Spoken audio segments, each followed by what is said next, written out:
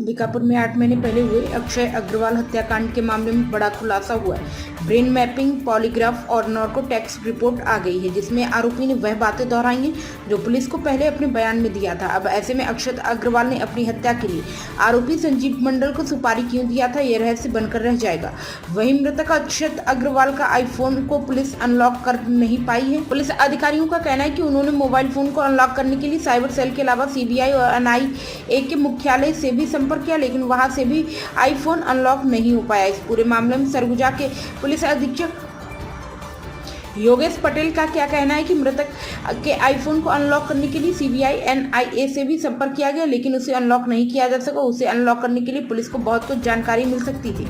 वहीं अलग अलग कराए गए टेस्ट में भी पुलिस कोई जानकारी नहीं मिली है।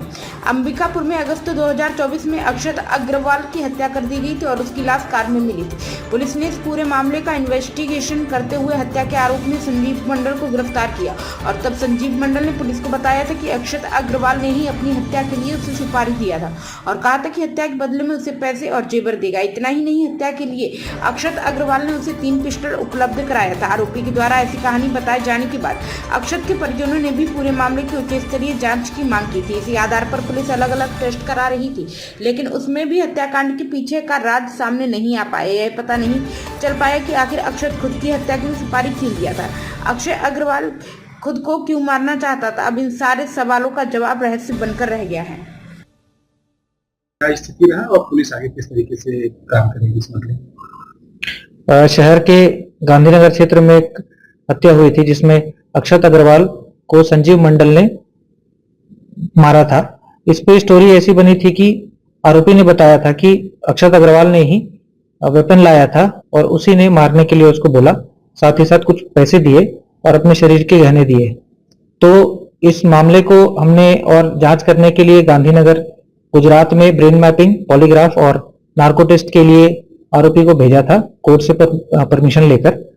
तो उसकी रिपोर्ट आई है और रिपोर्ट में जैसा आरोपी ने पहले बताया था कि अक्षय अग्रवाल ने ही उसको वेपन दिया, उस पे राउंड भरे थे और साथ ही साथ पैसे दिए और उसके शरीर में रखे हुए गहने भी दिए।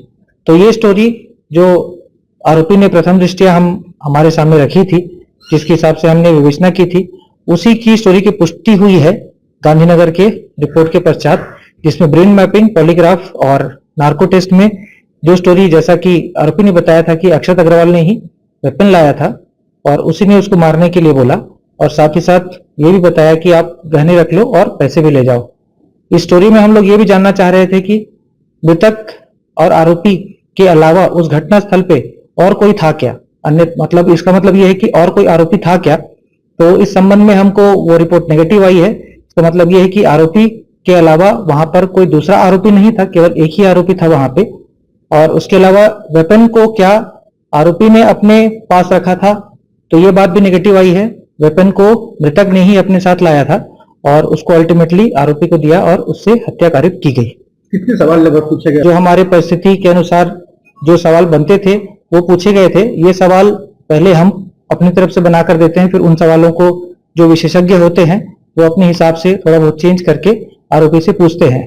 तो ब्रेन मैपिंग, पॉलीग्राफ और नार्को टेस्ट में तीनों के लिए अलग अलग सवाल बनाए गए थे और तीनों जो 3 अलग अलग टेस्ट होते हैं उनके तरीके अलग अलग होते हैं और इन अलग अलग तरीकों से भी केवल एक ही बात की पुष्टि हो पाई थी कि आरोपी ने जो वेपन उसको मिले थे वो अक्षय अग्रवाल ने ही लाए थे, उस पर राउंड भी अक्षय अग्रवाल के ही थे।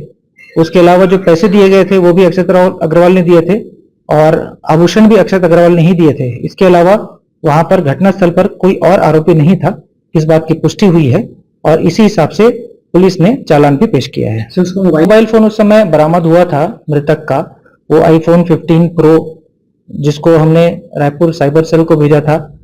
उसके मेनली उसमें यह था कि जो इंफॉर्मेशन एक्सचेंज हुआ था वो इंस्टाग्राम के माध्यम से हुआ था और इंस्टाग्राम में वैनिश मोड होता है, जिसमें जैसे ही मैसेज जाता है और डिलीवर होने के पश्चात जब उसको रिसीवर उसको देख लेता है तो वो मैसेज डिलीट हो जाता है।